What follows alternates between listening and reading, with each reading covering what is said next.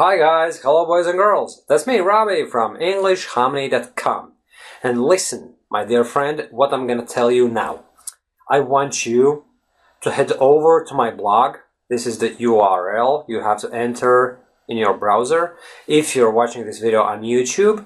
But if you're watching this video on my blog, then you just have to leave a comment on this article where you're telling the world about your most humiliating experience involving fluency issues. Basically, tell us about the situation where you got stuck in the middle of a sentence and you just couldn't say in English what you had to say, or the whole conversation was so awkward and you just kept making mistakes and you just kept stuttering and stumbling upon words, and the situation was so bad that you were left red-faced after the conversation and you wished you were never born. I've had plenty of such experiences back in the day, and here's a typical example. I was applying for a job, and I used to have phone interviews where the agency, most commonly, or sometimes the direct employer themselves, used to ring me and asked me a few questions in relation to the position I was going for. And there was this one particular phone interview where I performed very, very poorly. I don't know what had happened to me, because the day before I was talking on the phone just fine, but on that particular day, for some reason or another, I just couldn't speak. Now, in retrospect, I understand fully what was going on behind the scenes, and now when something similar happens, I know only too well how to manage such conversations, thanks to all those fluency management techniques I'm talking about on my blog, right? And in case you're interested, you can check out this article by following this URL, right?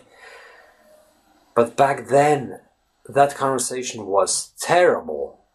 And to make it even worse, by the end of the conversation, the interviewer told me that, listen, you should actually improve your English before applying for such and similar positions. I was mortified. I really wished I'd never come to Ireland and I'd never actually started learning the English language in the first place, because I was obviously doomed to fail. But hey, look at me now. I'm sitting here talking to you, and there is no script in front of me. I'm not reading. I'm just speaking off the top of my head. Basically, I'm improvising and I speak 100% fluent English. And that's exactly what you can achieve too, if you apply the right strategies, the right speech exercising strategies, and the right fluency management techniques. And over a period of time, you can definitely, and I strongly believe that, and I will reiterate, anybody can become a totally fluent English speaker. And by no means I'm claiming that I'm the most fluent English speaker. Maybe you are even more fluent, and maybe you have the capacity to even better me in terms of ability to express yourself in a certain way, or whatever. All I'm saying is that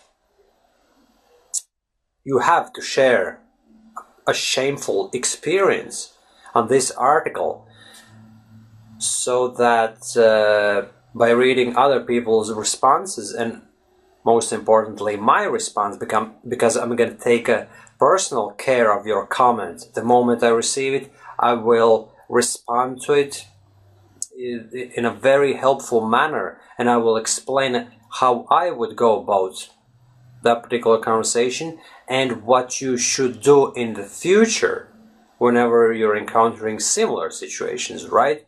So basically, by posting your experience for everyone to see, you will take some load off your chest, so to speak. You will basically feel a little bit liberated because you've shared this painful experience, shameful experience, with the rest of us.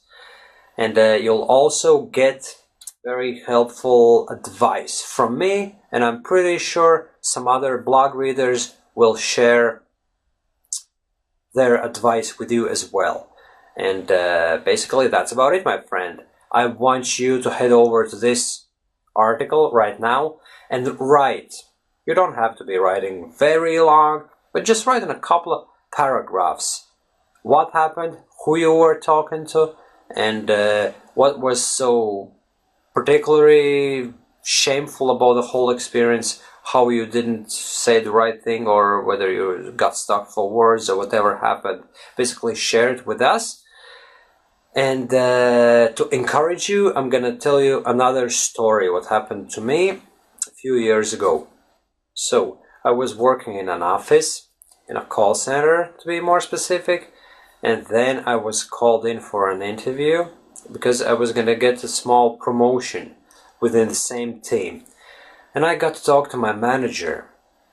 And on that particular day, I really couldn't speak. It was the typical English fluency issue. I was speaking just fine the previous day, but on that day I just couldn't speak. I got tongue-tied the whole time, and I just didn't know what to say. I couldn't choose the right words to say. And during that interview, I was feeling really, really awkward because all the questions that I was asked, I was struggling to reply to them in a sensible manner. Eventually I got the promotion because it wasn't all that bad. And that's another thing. Never think, please don't believe that that's the worst case scenario. It can always be worse.